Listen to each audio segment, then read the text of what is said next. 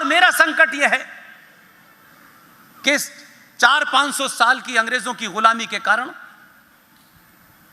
दुनिया में यह पहला नियम है कि अगर किसी को गुलाम बनाना है तो सबसे पहले उस समाज के जो हीरो हैं, जो समाज के पुरुषार्थी लोग हैं, जहां से वो इंस्पायर होता है, उन सब के प्रति उसके अंदर एक नफरत और एक हीन भावना, एक कुंठा और इन्फर्टी कॉम्प्लेक्स भर दो। यही हुआ हमारे साथ। मैकाले कोई बहुत बड़ा शिक्षाविद नहीं था, मैकाले डिफेंस सेक्रेटरी था।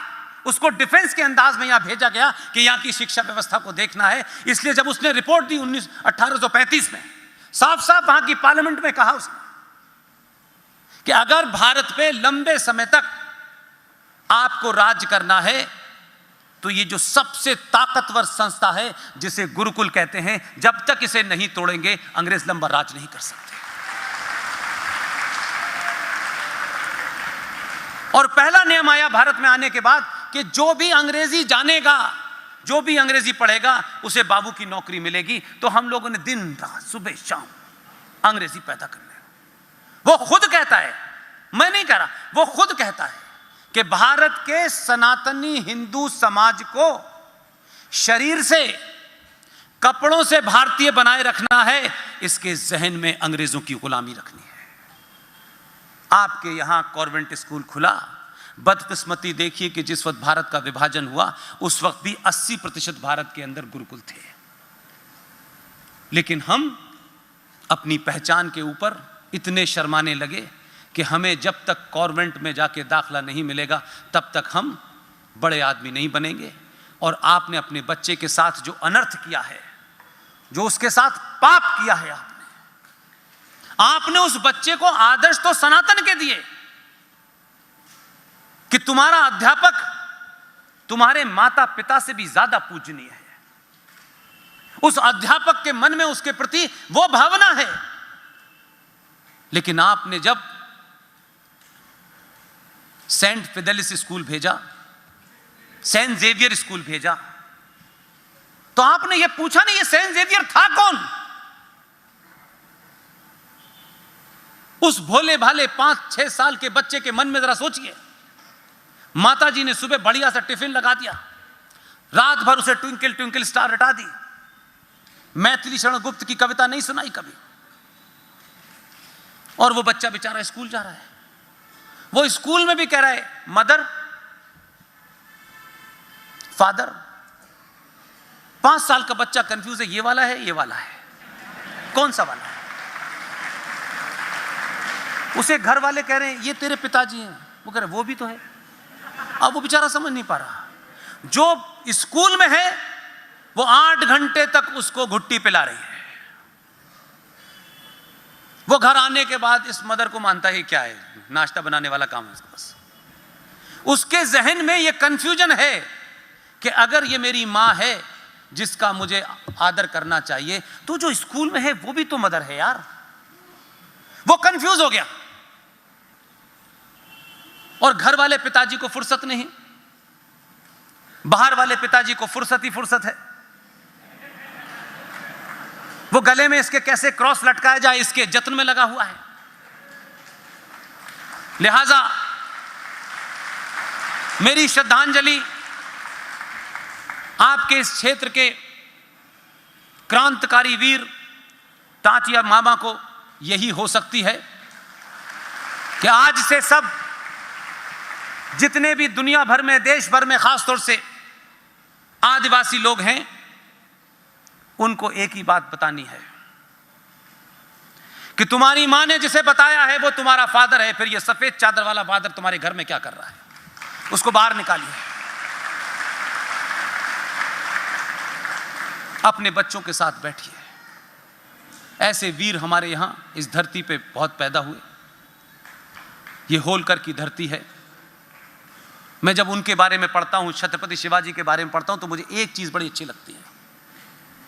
उन्होंने राज्य चलाया, राज्य का काम किया जो करना था। उसमें कौन लोग रहते थे, कैसे लोग रहते थे, किस मत के रहते थे, वहां तक वो राज था। लेकिन उनका पूरा जीवन अगर आप देखें तो कहां ये इलाका और कहां बनारस, बनारस के मंदिरों तक को ठीक कराने गई। शिवाजी ने बनारस में जाके घाट तक बनाए।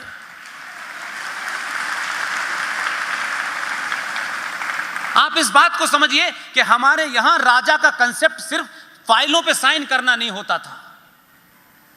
इसलिए शायद आप मेरी बात को जरा ज्यादा दूसरे तरीके से ले सकते हैं। मैं ये मानता हूं कम से कम 70 साल के बाद राजा तो ऐसा मिला जो मंदिर की नींव भी रख रहा है, जो संविधान में अनुच्छेद भी कर रहा है, जो सरकार भी चला रहा है, जो देश के विदेश नीति को भी चला रहा है, लेकिन उसे अपनी संस्कृति, अपने सरोकारों से 1 मिनट और 1 सेकंड के लिए भी ना शर्म है, ना किसी से उसे किसी किस्म का प्रमाण पत्र लेना है। मैं और आप बहुत छोटी सी चीज है, हमको कितने लोग जानते हैं, और जानते हैं तो क्या है, इस देश का प्रधानमंत्री शपथ ले ले। 95 की घटना है, भारत का प्रधानमंत्री पुर्तगाल गया था। पुर्तगाल में वहां के गुजरातियों ने एक मंदिर बनाया। उन्होंने रिक्वेस्ट की कि आप इस मंदिर का इनॉग्रेशन कर दीजिए।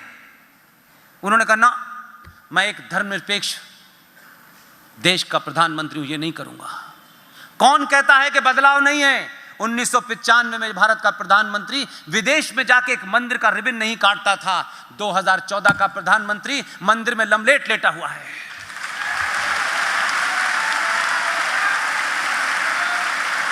उसे केदारनाथ जाने से पहले शाहिद भाई से परमिशन नहीं लेनी। पशुपतिनाथ मंदिर में 6 घंटे पूजा करने के लिए नहीं पूछना कि एहसान भाई नाराज हो जाएंगे। उसने कहा तुम कल होते हो, अभी हो जाओ।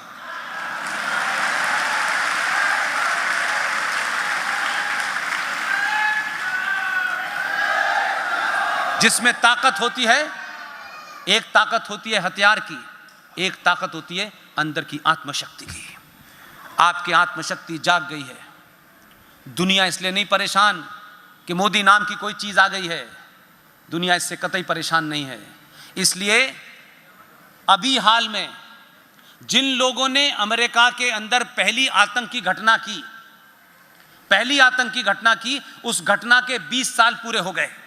उस 20 साल पे जहां पूरी दुनिया में यह होना चाहिए था डिसमेंटलिंग ऑफ इस्लाम, वहां dismantling of Hindu, global Hindu का प्रचार किया गया। इसलिए नहीं परेशान है वो। फिर बता रहा हूं, वो बहुत दूर की सोचने वाले लोग हैं। वो जो आज कहते हैं 50 साल बाद उनका पता चलता है कि ये क्यों कहा था। इसलिए परेशान हैं कि जो लोग यादव थे, ठाकुर थे, बनिए थे, ब्राह्मण थे, जिन लोगों को पेट्रोल पे, जिन लोगों ने दिल्ली की राज्य सरकार को सिर्फ इसलिए गिरा दिया कि प्याज के भाव बढ़ गए थे, ये वही समाज है।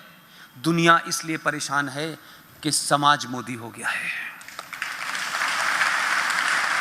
समाज कुछ सुनना नहीं चाहता, अपनी कमियों को दूर करने में लगा है।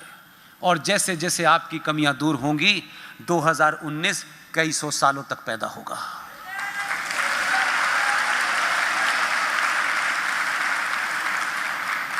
इसलिए सिर्फ लोग मुझसे पूछते हैं हम क्या कर सकते हैं।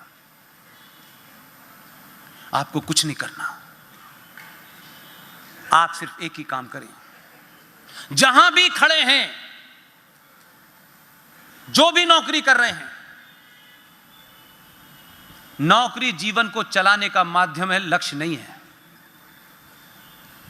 अगर आप यह समझते हैं कि बहुत बड़ी नौकरी प्राप्त करनी है, बहुत पैसे वाली नौकरी प्राप्त करनी है, अमेरिका जाके करनी है, लंदन जाके करनी है, तब भी नौकरी के माध्यम से पैसा ही कमाया जा सकता है। नौकरी के माध्यम से राष्ट्र नहीं बचाया जा सकता।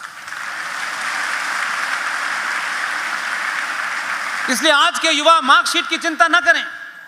इसलिए शिक्षा और ज्ञान में जमीन आसमान का फर्क है। 4 फार्मूले रटने के बाद कोई आईएएस में आ जाए, हम कहते हैं कितना पास, कितना ज्ञानी आदमी है।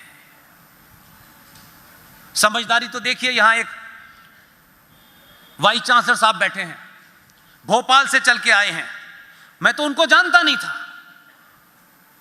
उन्होंने जो बातें मुझे बताई, मैंने, वो जा रहे थे, मैंने कहा नहीं आप बैठिए, आप बड़े सही मौके पे आए हैं। भोपाल में एक मध्य प्रदेश मुक्त भोज विश्वविद्यालय है। आप उसके वाइस चांसलर हैं। आपके अंदर अगर यहां आग लगी है तो कोई संविधान आपको रोक नहीं सकता। आप अपने अंदाज में उन्हीं हालात में से, जैसे 370 पास की गई, उन्हीं हालात में से काम कर सकते हैं। और अगर आपकी नियत नहीं है तो आप रोते रहिए कि हमारे पास ये नहीं था, हमारे पास वो नहीं था। ऐसा कुछ नहीं होता। आपका नाम है जयंत सोलवारकर साहब।